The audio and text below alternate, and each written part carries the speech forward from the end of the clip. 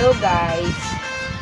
Wala nga pala akong reband ngayon kasi nagtitipid ako ngayong December. Pero sabi ni Joelito, pag gusto ko daw, okay lang din naman. Pero wag na lang. Siguro sa mid-year na lang na.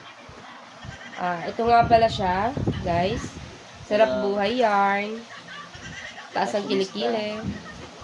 Okay, maya-maya mag-ML na naman yan. Tapos lang maligo. Okay. Eto naman yung anak kong masipag. Nakakatulong na sa akin. O, diba? You stop the video.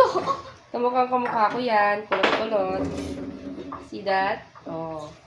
That's my baby girl dishwasher girl. Okay, dito na ako sa kwartong maganda. Na punong-puno ng sticker. Guys, napanood nyo ba yun? Panoorin nyo. At, sigurado akong matutuwa kayo. Dahil si Joelito, ayan no, si Joelito, laki ng katawan.